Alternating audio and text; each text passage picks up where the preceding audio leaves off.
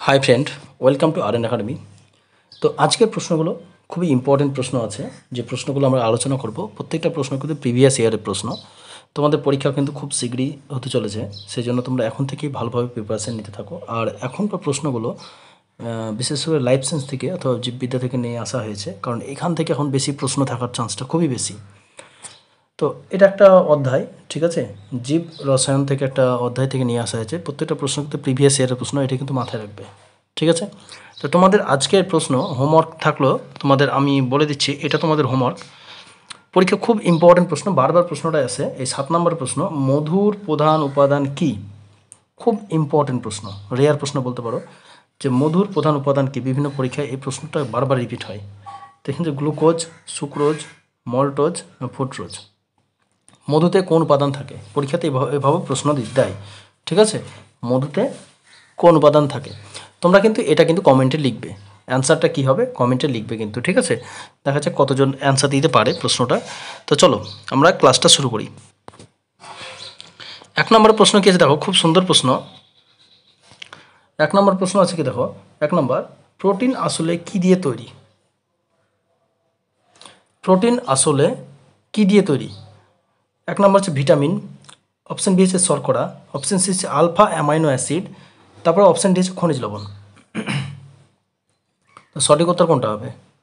Option A, option B, option C, option D, কোনটা হবে সঠিক উত্তর? তো সঠিক উত্তর হবে এখানে, চলো, অপশান সি হবে আলফা অ্যামাইনো অ্যাসিড, ঠিক আছে। খুব সুন্দর প্রশ্ন, প্রোটিন আসলে কি দিয়ে তৈরি? আলফা অ্যামাইনো অ্যাসিড দিয়ে তৈরি। চলো 2 নম্বর প্রশ্ন, চলো। তারপরে দেখো 2 নম্বর প্রশ্ন দেখো, প্রোটিন ফোল্ডিং প্রক্রিয়াটি পলিপেপটাইড কোন রূপে ভাঁজ হয়ে যায়? তো প্রোটিন ফোল্ডিং প্রক্রিয়া একটি পলিপেপটাইড কোন রূপে ভাঁজ হয়ে যায়? 2D গঠনে, গ্লোবিউলার গঠনে, 3D গঠনে, না লিনিয়ার গঠনে? সঠিক উত্তর কোনটা হবে 2 নম্বরের? সঠিক উত্তর কোনটা হবে? অপশান 3 নম্বর সঠিক উত্তর, 3D গঠনে, ঠিক আছে। প্রোটিন ফোল্ডিং প্রক্রিয়া একটি পলিপেপটাইড কোন রূপে ভাঁজ হয়ে যায়? 3D গঠনে। তো দেখো নেক্সট প্রশ্ন কি বলছে, 3 নম্বরে, চালের জলে মার কয়েক ফোঁটা আয়োডিন দ্রব্য যুক্ত করা হলে দ্রব্যটি নীল কালো রং হয়ে যায়। তাহলে চালের যে মার থাকে, তোমরা মার সবাই জানো, তো কয়েক ফোঁটা আয়োডিনযুক্ত লবণ, যে আমরা প্রত্যেকটা লবণে কিন্তু আয়োডিন থাকে, যেগুলো বেশিরভাগ কিছু কিছু লবণে কিন্তু আয়োডিন থাকে না, যুক্ত থাকে না, ঠিক আছে। তো যে লবণে আয়োডিন থাকে সেটা বলছে কয়েক ফোঁটা যদি লবণ দেওয়া হয় তাহলে নীল ও কালো হয়ে যায়। তো নীল ও কালো হয়ে যায়। তো বলছে এটি ইঙ্গিত দেয় যে চালের জলে মার রয়েছে, চালের জলে রয়েছে কি রয়েছে? চর্বি, জটিল প্রোটিন, শ্বেতসার, অপশন ডি সাধারণ প্রোটিন। 3 নম্বরের সঠিক উত্তর কোনটা হবে? তো এখানে 3 নম্বর সঠিক উত্তর কোনটা হবে দেখো, 3 নম্বর সঠিক উত্তর হবে অপশন সি শ্বেতসার, ঠিক আছে। তো অপশন সি শ্বেতসারের জন্য কি হয়, চালের ওই যে মার থাকে, মারে কিছু ফোঁটা লবণ দিলে, আয়োডিনযুক্ত লবণ দিলে কি হয়ে যায়? নীল ও কালো হয়ে যায়। খুব সুন্দর প্রশ্ন কিন্তু, হ্যাঁ। চলো নেক্সট প্রশ্ন দেখো কি বলেছে।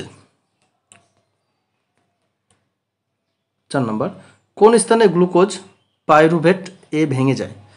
কোন স্থানে গ্লুকোজ পাইরুভেটে ভেঙে যায়?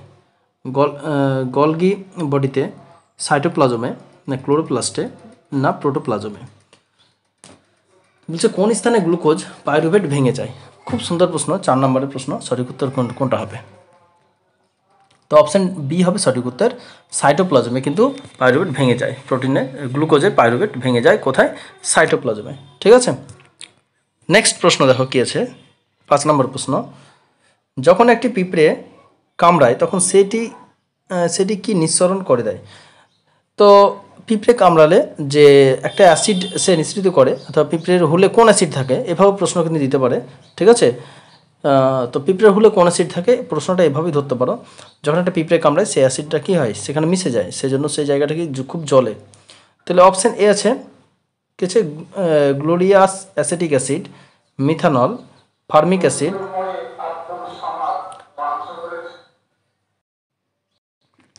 তো সঠিক উত্তর কোনটা হবে? তো পিঁপড়ে হুলে কোন অ্যাসিড থাকে? অপশন সি হচ্ছে ফার্মিক অ্যাসিড। সঠিক উত্তর হবে অপশন সি। 5 নম্বরে সঠিক উত্তর অপশন সি থাকে ফার্মিক অ্যাসিড। ঠিক আছে, তারপর নেক্সট দেখো, নেক্সট প্রশ্ন কী আছে দেখো, 6 নম্বরের সমস্ত প্রোটিন অণুতে নিম্নলিখিত কোন মৌলগুলি উপস্থিত থাকে? সমস্ত প্রোটিন অণুতে নিম্নলিখিত কোন মৌলগুলি উপস্থিত থাকে? সঠিক উত্তর দেখো কী আছে, অপশনগুলো আছে কার্বন, হাইড্রোজেন, অক্সিজেন, নাইট্রোজেন। সমস্ত প্রোটিন অণুতে নিম্নলিখিত কোন মৌলগুলি উপস্থিত থাকে? সঠিক 6 নম্বরে সঠিক উত্তর কোনটা হবে? তো এগুলো দেখো সবগুলোই থাকে কিন্তু, ঠিক আছে, যে কার্বন, অক্সিজেন, হাইড্রোজেন, নাইট্রোজেন এগুলো সবই থাকে। তাহলে এখানে সঠিক উত্তর কোনটা হবে? দেখো 1 2, ঠিক আছে, 2 3 4, চারটে কিন্তু সঠিক উত্তর। তাহলে দেখো অপশান ডিতে কিন্তু এই অপশানটা আছে, 1 2 3 4, ঠিক আছে, এগুলো কিন্তু সবই থাকে প্রোটিনে।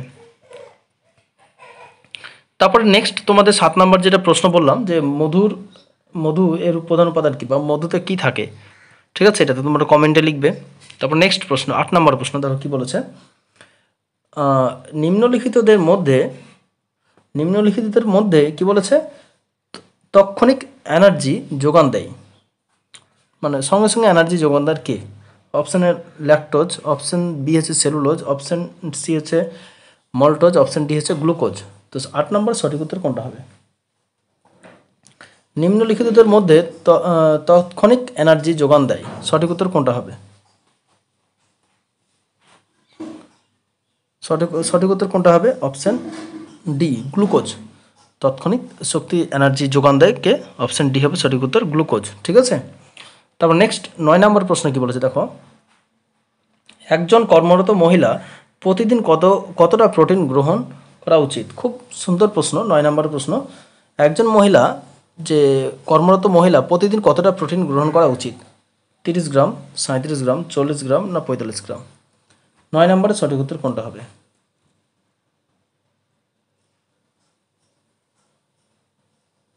সঠিক উত্তর হবে অপশান ডি 45 গ্রাম। তো একজন কর্মরত মহিলা প্রতিদিন কতটা প্রোটিন গ্রহণ করা উচিত? 45 গ্রাম। সঠিক উত্তর হবে কি 45 গ্রাম। নেক্সট প্রশ্ন কি বলেছে,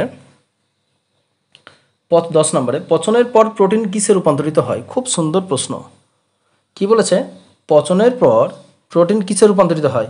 option A fat, option B glucose, option C amino acid, option D glycogen. 10 নম্বরে সঠিক উত্তর কোনটা হবে? পচনের পর প্রোটিন কিসে রূপান্তরিত হয়?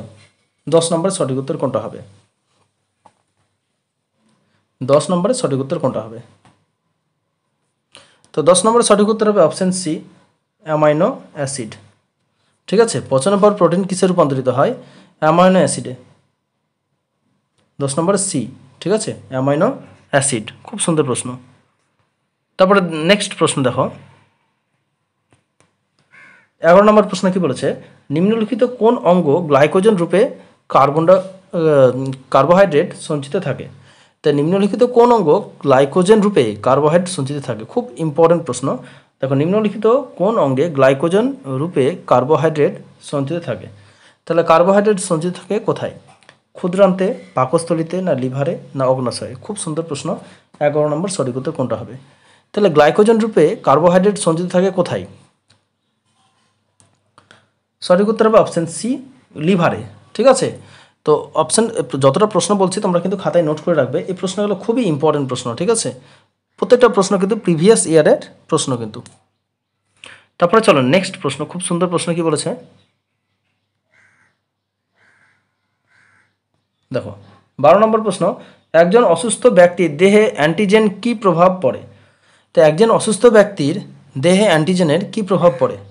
অপশন এ শ্বেত রক্তকণিকার উৎপাদন বৃদ্ধি করে, অ্যান্টিবায়োটিকের উৎপাদন বৃদ্ধি করে, দেহে ব্যাকটেরিয়া বিরুদ্ধে অ্যান্টি সিরামের উৎপাদন বৃদ্ধি করে, না ব্যাকটেরিয়া বৃদ্ধি ব্যাহত করে? সঠিক উত্তর কোনটা হয় 12 নম্বরের? 12 নম্বরের সঠিক উত্তর কোনটা হবে? 12 নম্বর সঠিক উত্তর option B, option B antibiotic উৎপাদন বৃদ্ধি করে। ঠিক আছে, একজন সুস্থ ব্যক্তির দেহে অ্যান্টিজেন কী প্রভাব পড়ে? অ্যান্টিবায়োটিকের উৎপাদন বৃদ্ধি করে। ঠিক আছে, অপশন বি হবে সঠিক উত্তর বি। খুব সুন্দর প্রশ্ন কিন্তু এটা। তো একজন অসুস্থ ব্যক্তির দেহে অ্যান্টিজেন কী রূপে কাজ করে? তো অ্যান্টিবায়োটিকের উৎপাদন বৃদ্ধি করে, এটা কিন্তু মনে রাখবে, তোমরা সবাই জানো। তারপরে 13 নম্বর প্রশ্ন কি বলেছে দেখো, গর্ভবতী মহিলাদের দেহে সাধারণত কিসের ঘাটতি দেখা যায়? তাই গর্ভবতী মহিলাদের সাধারণত কিসের ঘাটতি দেখা যায়? এখানে অপশনগুলো দেখা যাচ্ছে সোডিয়াম ও ক্যালসিয়াম, লোহা ও সোডিয়াম, ক্যালসিয়াম ও লোহা, ম্যাগনেসিয়াম ও লোহা। সঠিক উত্তর কোনটা হবে 13 নম্বরে? খুব সুন্দর প্রশ্ন। তো গর্ভবতী মহিলাদের সাধারণত কিসের ঘাটতি দেখা যায়? অপশন সি হবে সঠিক উত্তর, ক্যালসিয়াম ও লোহা। তো ক্যালসিয়াম ও লোহার অভাব কিন্তু দেখা যায় গর্ভবতী মহিলাদের। ঠিক আছে, 13 নম্বরে সঠিক উত্তর। তো আজকের ভিডিওটা এই পর্যন্তই। আমরা ভিডিও খুব একটা বড় করতে চাইছি না, আমরা সেই জন্য আমরা প্রশ্নগুলো এখানেই শেষ করলাম। আর নেক্সট আরও প্রশ্ন আছে যেগুলো আমরা নেক্সট ভিডিওতে নিয়ে আসছি, তোমরা অপেক্ষায় থাকো, তাহলে সেখানে পেয়ে যাবে। আর অবশ্যই তোমরা কমেন্টে কিন্তু অ্যান্সার দেওয়ার চেষ্টা করবে। ঠিক আছে, তো আজকের ভিডিওটা এই পর্যন্তই। যারা ভালো লাগবে অবশ্যই চ্যানেলটিকে লাইক করে সাবস্ক্রাইব করে দিবে, বন্ধুদের মধ্যে একটু শেয়ার করে দিবে। তো ধন্যবাদ।